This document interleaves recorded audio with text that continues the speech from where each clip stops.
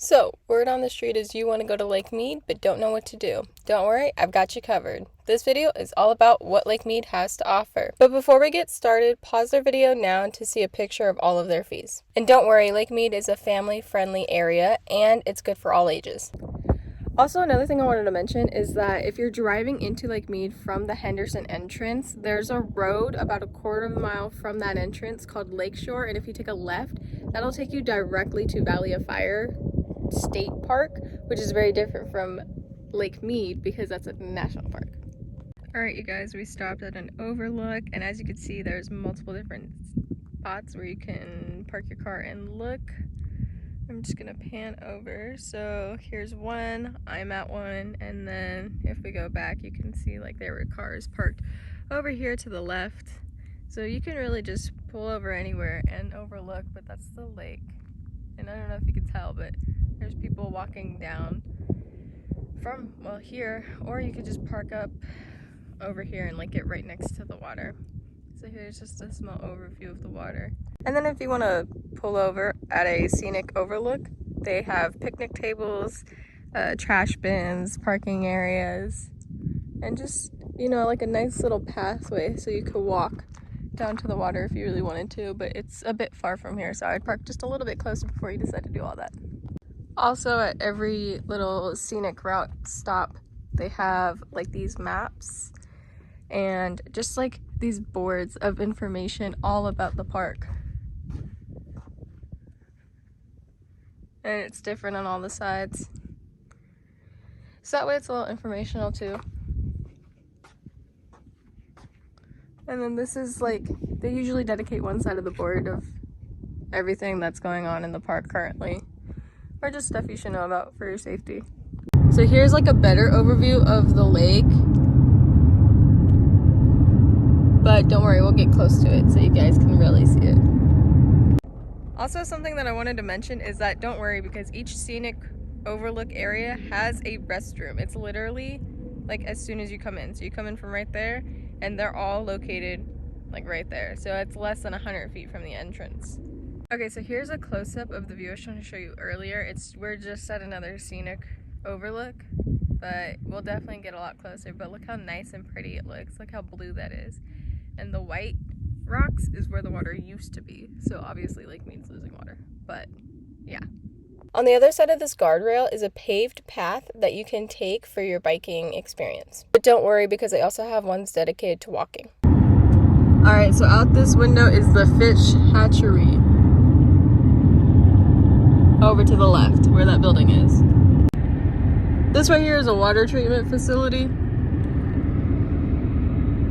This is another view of the water. If you can see the dock that's behind the little hill right there, then that's the marina and the dock. Alright, you guys, so this is another view of the beach that I was trying to show you guys earlier, and as you can see, we're getting closer to the beach because you can actually see all the campers and people there on the beach itself. Like I said earlier, on the rocks, like the big mountain rocks, you can see that it goes from shades of like black to white. That's because the white is where the water used to be, but Lake Mead's water is receding, so now it's very much not there anymore. So this is just, you can see all the islands and stuff, and don't worry, because they also have like boat launches and RV parkings and stuff, so you can get to those islands to camp and stuff. Also, from that same entrance that I was showing you the beach, they have RV parking available, which would make sense because, well, you can camp here. And I just talked about launching your like boats and stuff. So yeah, this is where the RV parking is. They do have multiple areas for RV parking, and it's right next to the Boulder Beach that I was just showing you.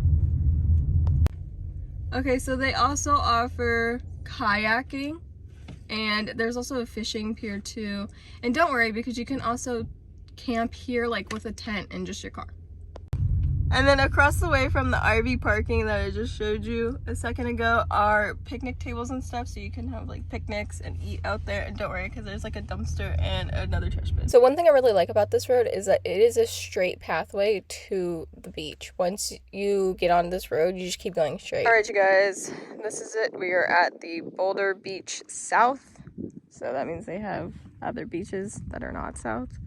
Okay, you guys, as you can see, they also do provide life jackets. It's called a life jacket loaner station, and you can rent them out whenever or use them whenever. I would just recommend swimming when it's swimming season and not dead of winter, but I mean, hey, that's up to you. Also, side note, not really, they have restrooms here. Don't be in the lake. Oh, and this is free. Like, just, you know, use at your will. Okay, so this is like our sand. That one would say. There are seashells and rocks mixed into the sand, so just be careful where you step. But there's a bunch of seashells, and also there's some seagulls, but there's some children playing with the seagulls, so I'm gonna try and get a video of the seagulls. I don't know if you guys can see it, but way right there is a duck. Oh, there's a whole bunch over flying solo. Oh, there's a whole bunch over there, so like, see where the rock is right there? There's a duck, and then there's a line of ducks out there. There's a seagull right there. It's looking at me. Oh, look. Here are the rest of the seagulls. It's February and 30 degrees outside, but I won't touch the water for you guys. Also, can we just note, the water's bubbly. What makes the water bubbly? I don't know, but just be aware it's always bubbly, no matter what time of year it is. Watch the shoes! Oh my god, I gotta find a rock. This is not working out. Okay, ready? Oh, this is warm. Why is it warm? The sun. Really? Because that kid was just over here. And it's 50 degrees. It was 30 this morning. All I know is it's cold enough, and we just touched the water where the children were playing.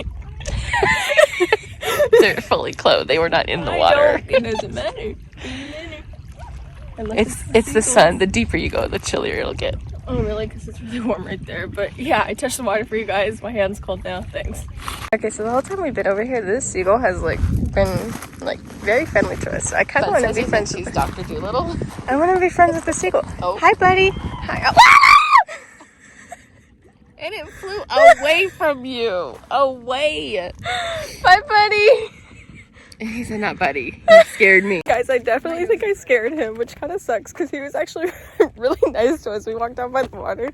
He flew down, and then he like hopped out the way so we could walk where it was dry because my shoes are white and cloth.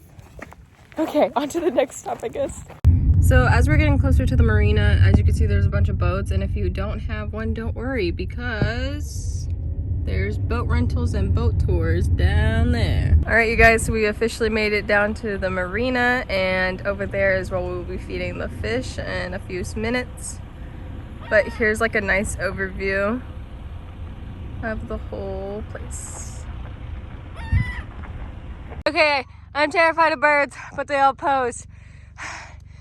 So we're down at the marina, and we're about to go feed some fish, and that's why they're like following us.